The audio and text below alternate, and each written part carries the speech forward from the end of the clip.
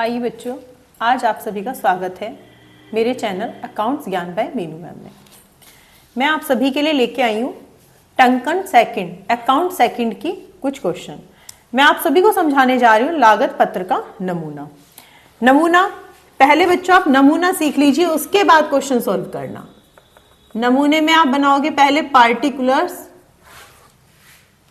फिर है total cost, ये रुपीज में है। उसके बाद है कॉस्ट पर यूनिट, ये भी है रुपीज में।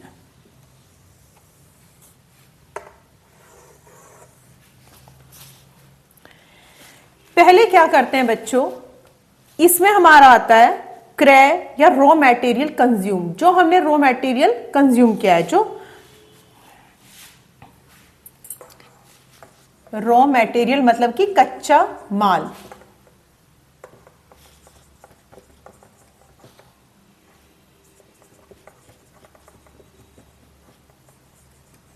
Raw material consume, direct wages मजदूरी, चार्जेबल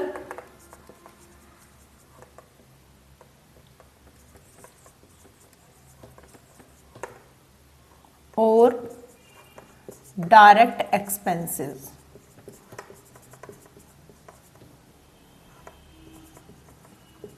बच्चों आपको डायरेक्ट एक्सपेंसेस पता है किसे बोलते हैं?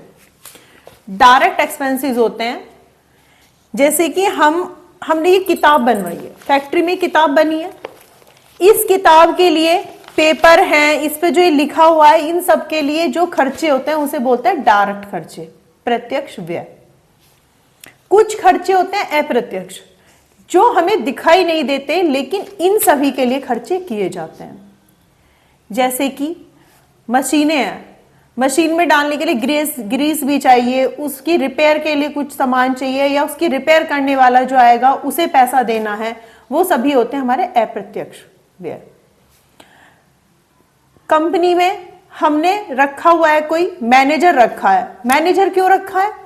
क्योंकि वो इन सब चीजों को मैनेज करके इन्हें सबको बताएगा कि किस तरीके से क्या चीज की कितनी विक्रय होनी है, क्या सेल होनी है, क्या क्रय होना है, मतलब कि सब चीजों की जानकारी जो देता है। तो वो खर्चे किसकी वजह से हो रहे हैं? इन सब की वजह से। तो ये होते हैं हमारे अप्रत्यक्ष व्यय। डायरेक्ट एक्सपेंसेस वो होते हैं जो सीधे, जो सबको समझ में आए कि हाँ ये खर्चे इस पेन की वजह से हो रहे हैं या इस बुक की वजह से हो रहे हैं। और अप्रत्यक्ष व्यय वो होते हैं जो मतलब कि हमें दिखाई ना दे लेकिन खर्चे इसी की वजह से हो रहे हैं, उन्हें बोलते हैं अप्रत्यक्ष व्यय। इन सभी को बोलते हैं prime cost.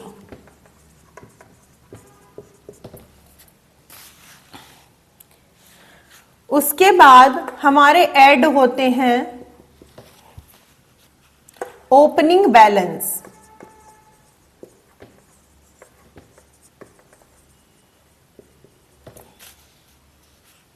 Of work in progress.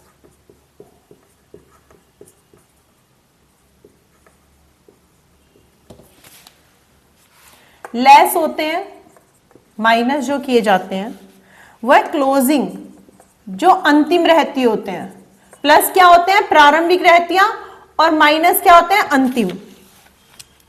Closing balance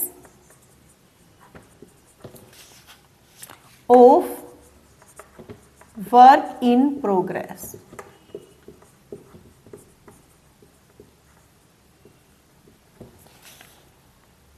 इन्हें बोलते हैं फैक्ट्री कॉस्ट।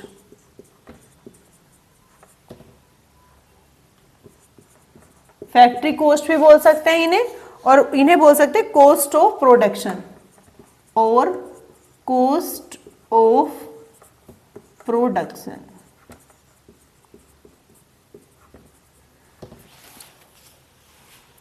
उसके बाद होते हैं हमारे, ये सभी हमारे खर्चे हैं किसके? जो फैक्ट्री पे होते हैं। फैक्ट्री मतलब कि जो जहां पर बनाए जा रहे हैं, कारखाने के जो खर्चे होते हैं वो होते हैं फैक्ट्री कॉस्ट। उसके बाद आते हैं office overhead, office over heads. और ऑफिस इन कॉस्ट, ये सब एक जगह प्लस होंगे। जो ऑफिस के खर्चे, कार्यालय के,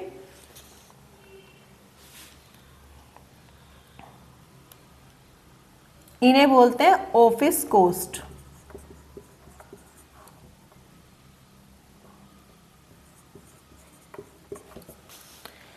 फिर उसके बाद इसमें जो प्लस होते हैं वो होते हैं तैयार माल का stock, opening stock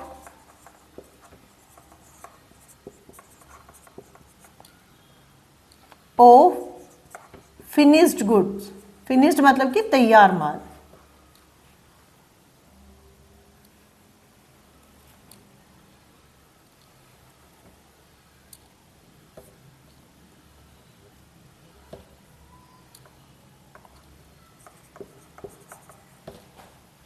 finished goods. उसके बाद लेस होते हैं क्लोजिंग स्टॉक, अंतिम रहतिया, तैयार माल का अंतिम रहतिया।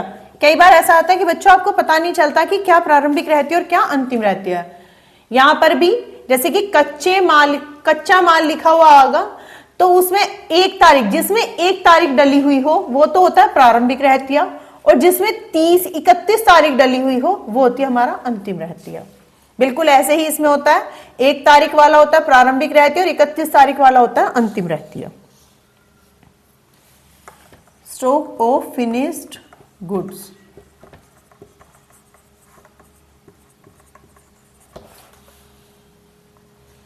इसे बोलते हैं कॉस्ट ऑफ प्रोडक्शन।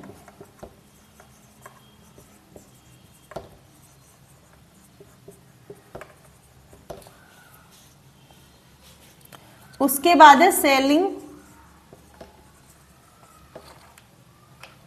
और डिस्ट्रीब्यूशन।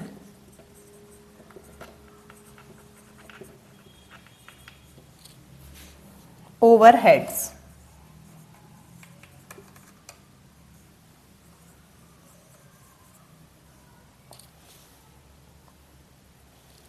फिर है टोटल कॉस्ट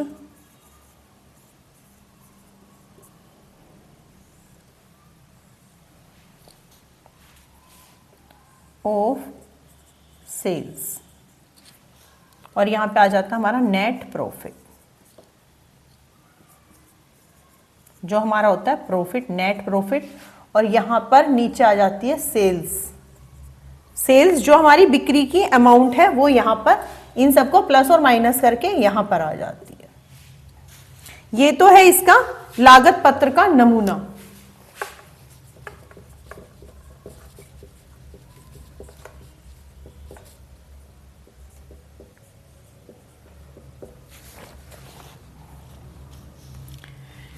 जिसे बोलते हैं स्पेसमैन। स्पेसमैन है क्योंकि परफॉर्मा लिखा है मैंने।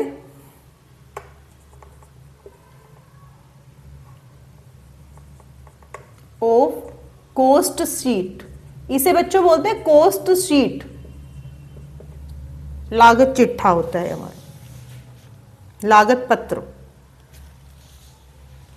बस आज के लिए इतना ही। आप ये सब याद कर लेना, इससे भी आपको पेपर में बहुत हेल्प मिलेगी।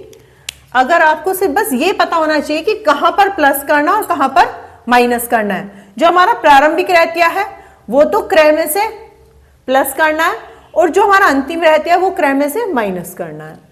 ये तो है कच्चे माल का, और जो हमें यहां पर प्लस करना है वो है हमारा तैयार माल का।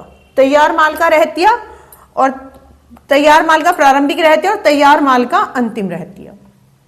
यहां पर सेलिंग और डिस्ट्रीब्यूशन आ जाएगा, टोटल कॉस्ट ऑफ सेल्स आ जाएगी, फिर इसके बीच में नेट प्रॉफिट निकालना, फिर सेल्स, बिक्री की वैल्यू आ जाएगी कि कितने की बिक्री हुई और कितना हमें प्रॉफिट हुआ है, ये आ जाएगा।